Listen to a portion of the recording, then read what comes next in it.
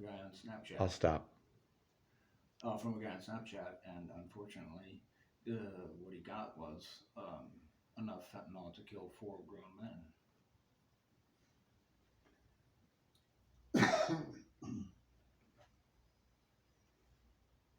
Well, see how easy that is?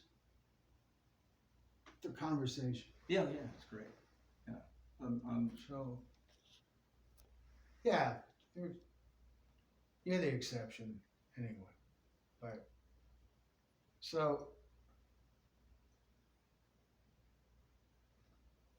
typically, when we start one of these, we start with what was your loved one like growing up? What was his personality like? hmm And so we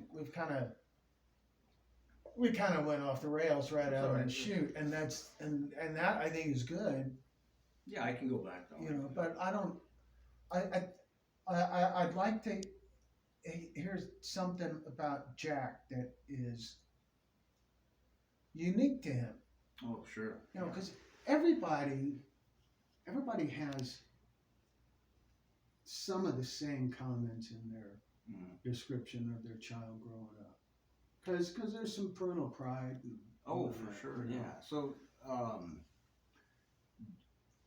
Jack, and I'm happy I can smile when I say this, but Jack truly, and everybody, I'm sure, sees their child this way as the nicest, most wonderful human being that ever was born. And you should, as a parent, think that because, you want to reinforce the good things that they do. But he genuinely, he had empathy to the degree in which I wouldn't let him watch the news as he got older. But like when he was in fourth grade, there was a young girl who was in a wheelchair, and he saw her one day, and she would always get left behind.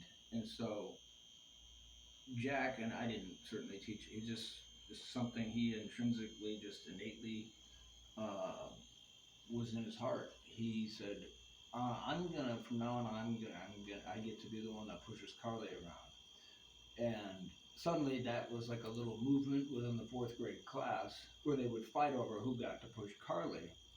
And getting a call from Carly's mother saying, I don't know what's changed, but your son has had a huge impact on my daughter, who was unfortunately born with a debilitating disease. And yeah, it was like, I always have had a dark sense of humor. And so I said, he must have gotten that from his mother. Um, he couldn't, but but then in seventh grade, I go to school for they have these little awards that they give out, and I don't expect anything. He was super creative, so he used to draw like amazingly, to a point where I was like, you should continue doing this because you could be like an artist someday. But when we went there, he won the award, the character award, for having the best character, and it made me very proud because everybody looked to him for comfort, and the irony in that was he was never comfortable with his anxiety and stuff like that, but he loved to comfort others, and I would say I just recently discovered about 5 gigs of video I did not know existed.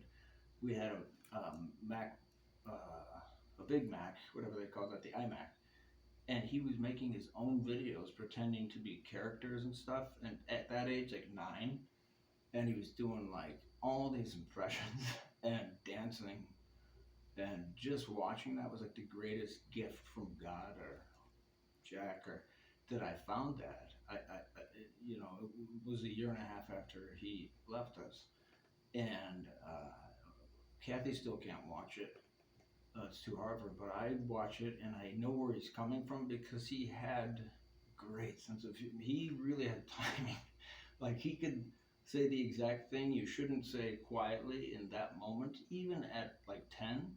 As he got older, of course, as you get older, you learn that kind of timing when you're not supposed to. It's like I call it mischievous humor. It was never horrible, but he had a brilliant sense of timing, and and he just watching these videos brought that back. Like he was just doing impressions of what he saw, and it's a when I watched it, I was like, that is a 9-year-old's look at the America we live in. The way it came from him, and my brother put it. Um, I did a little after on his year anniversary. I had everybody send me something on video about Jack, and my brother came over, played guitar because he and Jack played a lot of guitar together. Jack was becoming a really good guitar player, and that was something we shared. We shared a lot of things, and I'll get into that. But music was huge in his life. Of course, he grew up with a dad who had 30 guitars in a music studio, and why wouldn't he like it?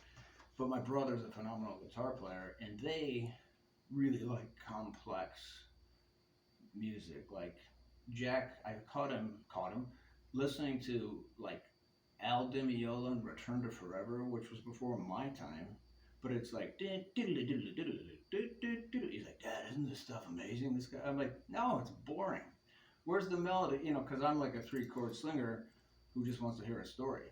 But he was technically like, I think he had perfect pitch, but he was technically so good, so fast that he and my brother would get together and play solos. Because I was like, I don't know, the solos are boring. People want to hear a song. And but my point being, he was unique in the fact that my brother came over. He said, I felt like every time I talked to Jack, no matter what age he was, I was talking to somebody who had been here before. He was an old soul, and you got the feeling that you were talking to somebody super wise, even though it was somebody who was 10, 12, 14, 16, you know, and he, like, I don't know how he got some of the knowledge he got, because we would play Jeopardy with my father-in-law who was getting dementia pretty bad to try and keep him sharp, and Jack would get every answer.